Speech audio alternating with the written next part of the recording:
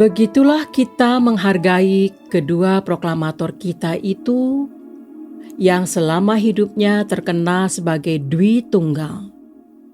Seperti halnya kita telah menetapkan Bung Karno sebagai pahlawan proklamator di tahun 1986,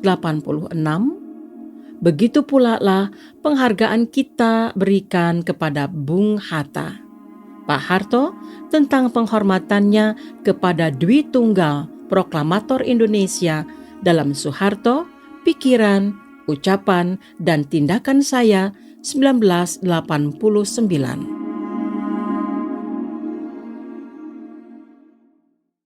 Membangun monumen untuk sang proklamator.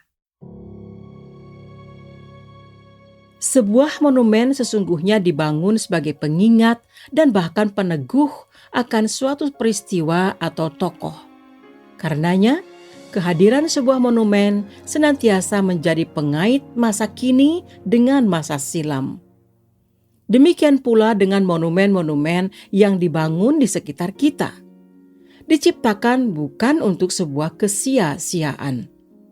Dalam hal monumen Soekarno-Hatta yang terletak di Jalan Pegangsaan Timur 56 Jakarta, kehadirannya memang sebagai pengingat sekaligus peneguh akan sebuah peristiwa yang sangat bersejarah bagi bangsa Indonesia yang terjadi di tempat ini pada tanggal 17 Agustus 1945 dengan pelaku utamanya Insinyur Soekarno dan Dr. Andes Muhammad Hatta, yakni Proklamasi Kemerdekaan Republik Indonesia.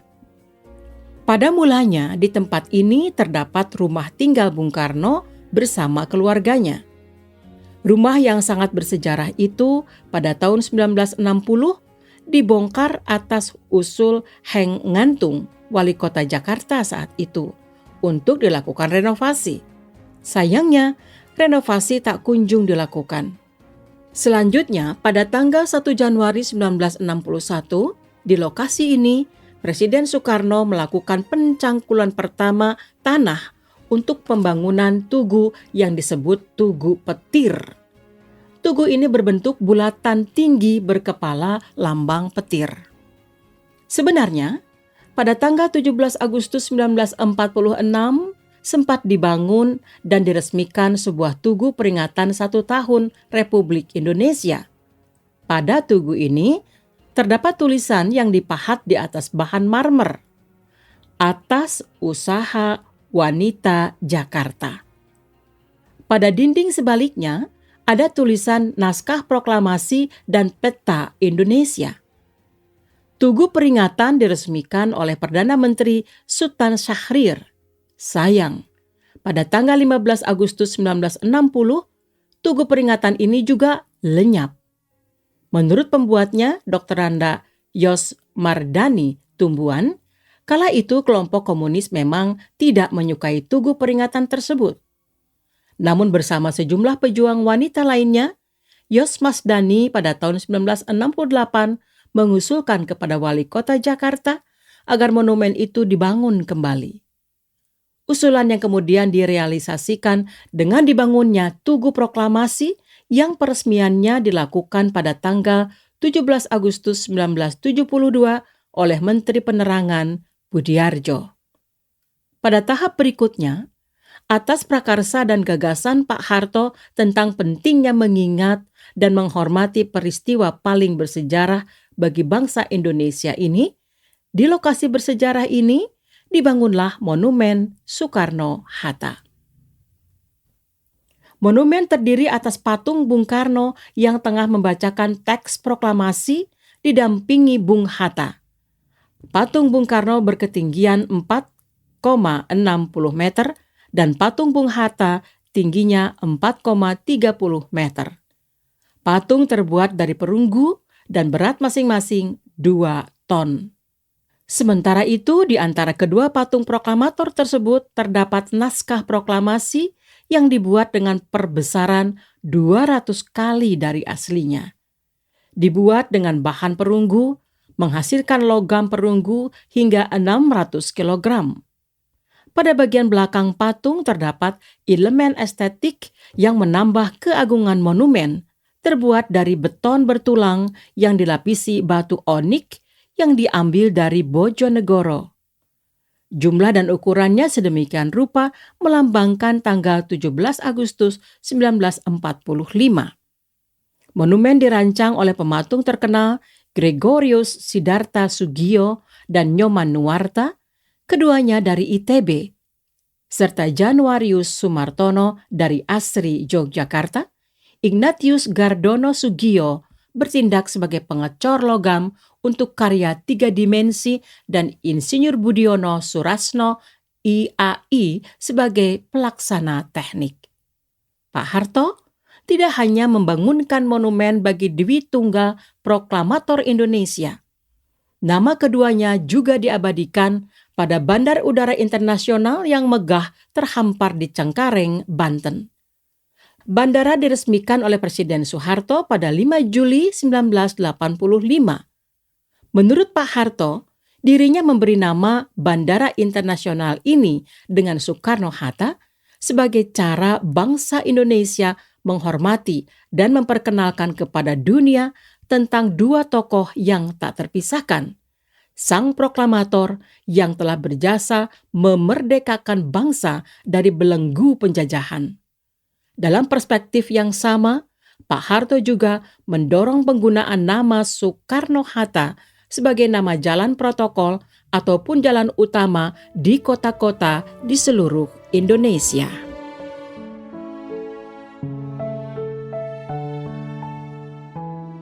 Maju mundurnya kehidupan beragama ditentukan oleh semangat dan kesungguhan para penganutnya. Memang, pemerintah berkewajiban melayani hajat masyarakat dalam kehidupan beragama. Tetapi kemampuan dan wewenang pemerintah terbatas. Adalah kewajiban para pemuka dan lembaga-lembaga keagamaan untuk mengembangkan potensi dan kreativitas umat beragama sehingga semua umat dapat memberikan sumbangan yang sebesar-besarnya kepada pembangunan nasional. Pak Harto tentang semangat beragama dan implikasinya bagi pembangunan nasional dalam Soeharto, Pikiran, Ucapan, dan Tindakan Saya, 1989.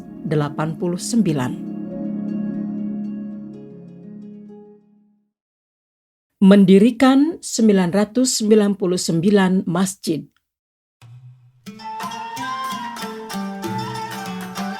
Festival Istiqlal merupakan gelar budaya bangsa Indonesia yang bernafaskan Islam. Festival digelar dari tanggal 15 Oktober sampai 15 November 1991, menampilkan aneka ragam budaya, dari seni lukis hingga seni pertunjukan, dari mushaf Al-Quran hingga artefak Masjid Nusantara.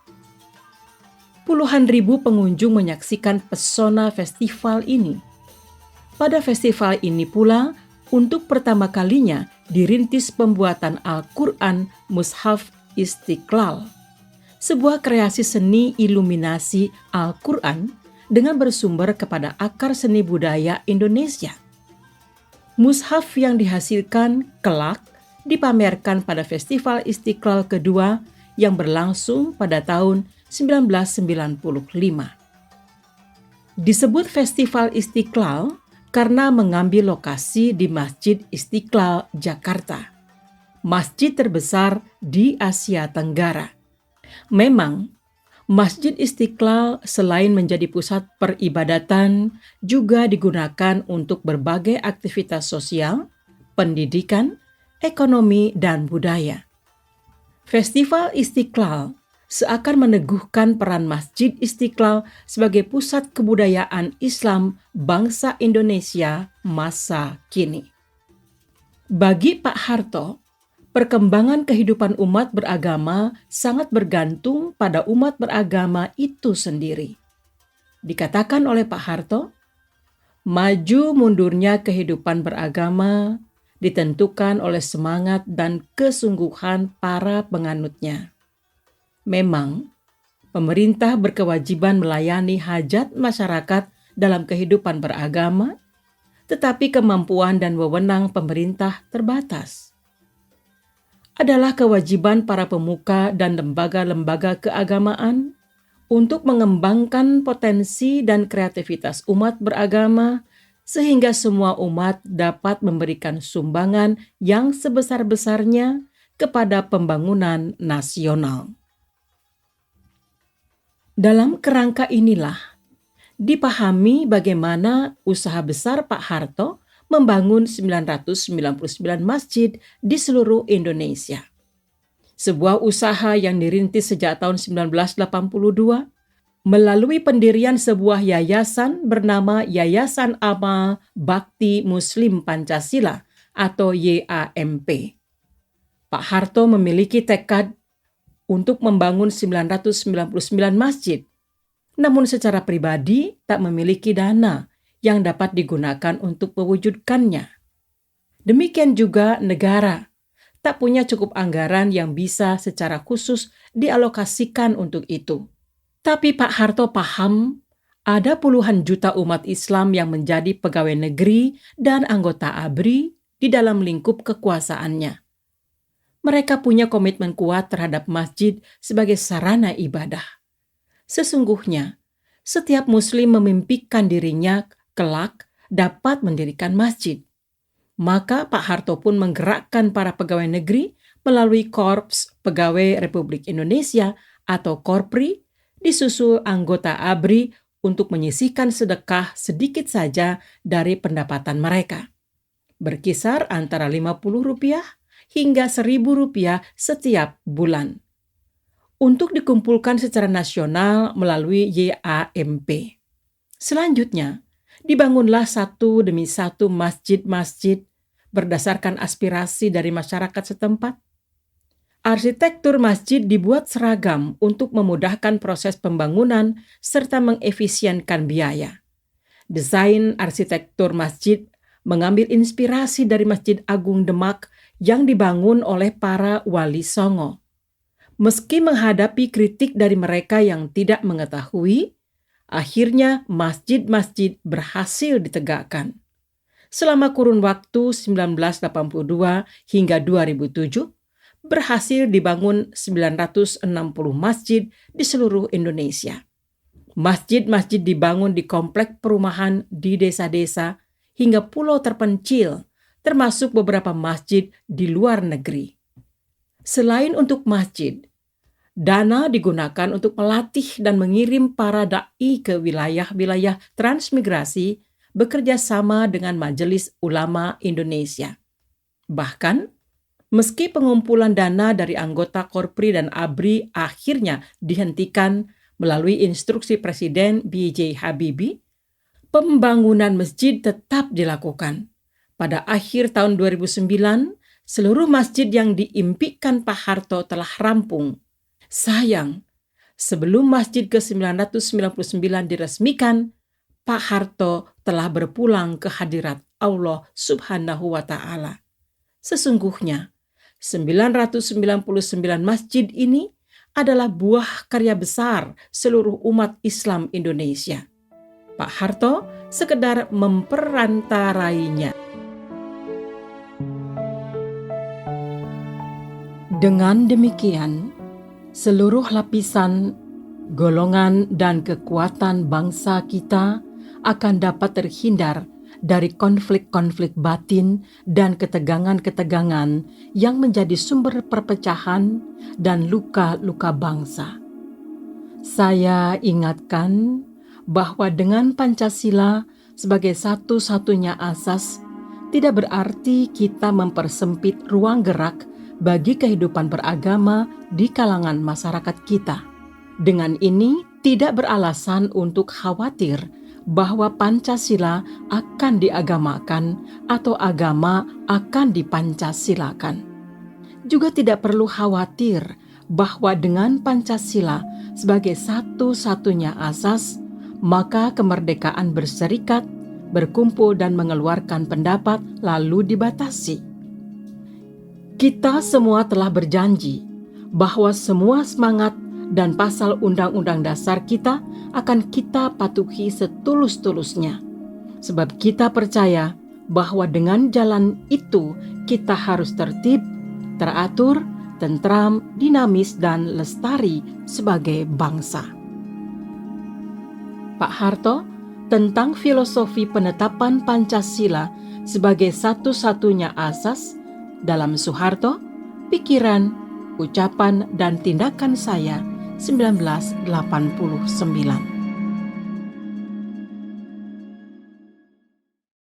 Meletakkan asas tunggal dan P4.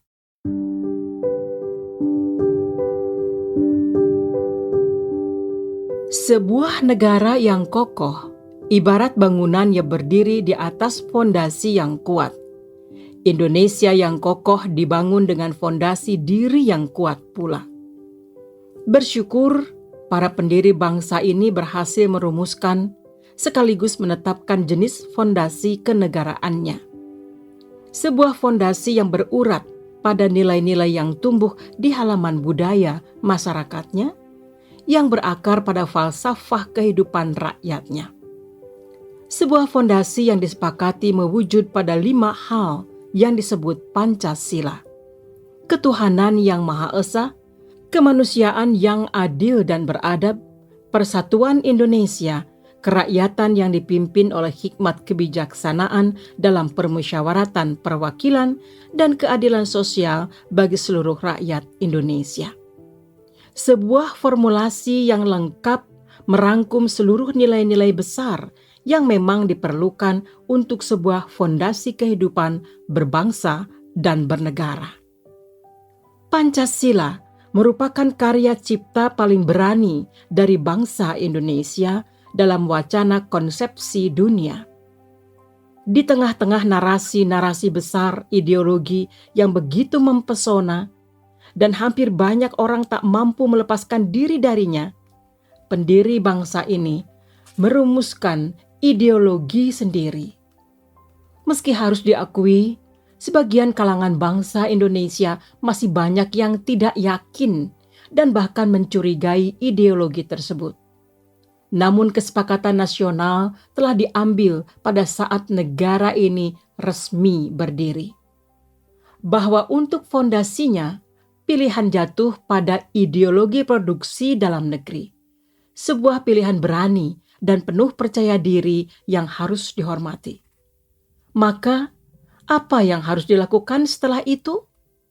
Memaknai dan memastikan bahwa fondasi tersebut tidak rusak, apalagi dirongrong oleh kekuatan-kekuatan yang langsung maupun tidak langsung bakal merobohkan bangunan. Negara Kesatuan Republik Indonesia. Itu mekanisme paling logis yang dilakukan oleh siapapun yang menjadi generasi penerus. Sesungguhnya, konstruksi berpikir Pak Harto tentang Pancasila mengikuti alur berpikir demikian. Bahkan Pak Harto sangat yakin, dan memang seharusnya demikian pemimpin harus lebih yakin dari pengikutnya. Dengan keampuhan formulasi Pancasila, yang dilakukan Pak Harto adalah memaknai dan memastikan Pancasila sebagai landasan negara tetap lestari. Filsafat Pak Harto adalah menjadi generasi penerus yang baik, tahu berterima kasih dan konsisten untuk melanjutkan apa yang menjadi amanatnya. Dalam kerangka inilah dipahami lahirnya pedoman penghayatan dan pengamalan Pancasila atau P4 sebagai sebuah sistem pemaknaan yang terpadu dalam memastikan setiap warga negara Indonesia berada dalam koridor yang menjamin kelestarian fondasi negara. Pak Harto juga maju selangkah dengan mengajak rakyatnya bersedia mengamalkan dalam kehidupan sehari-hari, karena Pak Harto yakin nilai-nilai yang terkandung di dalamnya memang baik untuk kehidupan. Tentang dampak pelaksanaan penataran P4, Pak Harto berpendapat, kita memang belum menemukan tolok ukur yang objektif untuk menilai dampak penataran selama ini. Namun, cukup tanda-tanda bahwa secara umum sekarang ini Pancasila telah mengakar lebih luas, masyarakat menjadi lebih sadar, lebih jujur, dan lebih yakin jika dibandingkan dengan keadaan sebelumnya. Dalam kerangka ini pula, Pak Harto selaku Presiden Republik Indonesia mengambil inisiatif untuk mendorong lahirnya keputusan nasional agar menjadikan Pancasila sebagai satu-satunya azas organisasi dalam kehidupan bermasyarakat, berbangsa, dan bernegara. Karena Pak Harto tak ingin membiarkan rakyatnya terpesona dan menganut ideologi lain, lalu merangsek masuk dan mengubah bahkan mengganti Pancasila sebagai landasan negara. Pak Harto belajar banyak dari pengusung ideologi komunisme yang berusaha mengganti Pancasila bahkan bila perlu dengan tindakan keji dan kudeta. Pada sisi lain, Pak Harto juga menjamin bahwa penerapan Pancasila sebagai azas tunggal tidak berarti menjadikannya sebagai agama dan memberangus kehidupan demokrasi di Indonesia. Pak Harto menyatakan komitmennya sebagai berikut. Dengan demikian, seluruh lapisan, golongan, dan kekuatan bangsa kita akan dapat terhindar dari konflik-konflik batin dan ketegangan-ketegangan yang menjadi sumber perpecahan dan luka-luka bangsa. Saya ingatkan bahwa dengan Pancasila sebagai satu-satunya azas, tidak berarti kita mempersempit ruang gerak bagi kehidupan beragama di kalangan masyarakat kita. Dengan ini, tidak beralasan untuk khawatir bahwa Pancasila akan diagamakan atau agama akan dipancasilakan. Juga tidak perlu khawatir bahwa dengan Pancasila sebagai satu-satunya azas, maka kemerdekaan berserikat, berkumpul dan mengeluarkan pendapat lalu dibatasi. Kita semua telah berjanji bahwa semua semangat dan pasal Undang-Undang Dasar kita akan kita patuhi setulus-tulusnya. Sebab kita percaya bahwa dengan jalan itu kita harus tertib, teratur, tentram, dinamis, dan lestari sebagai bangsa. P4 dan azas tunggal, disukai atau tidak adalah cara Pak Harto memaknai dan memastikan karya cipta brilian bangsa Indonesia lestari.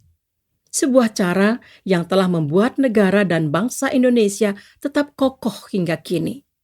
Meski karena itu, Pak Harto harus menerima kecaman, tidak disukai dan dibenci dari mereka yang salah mengerti.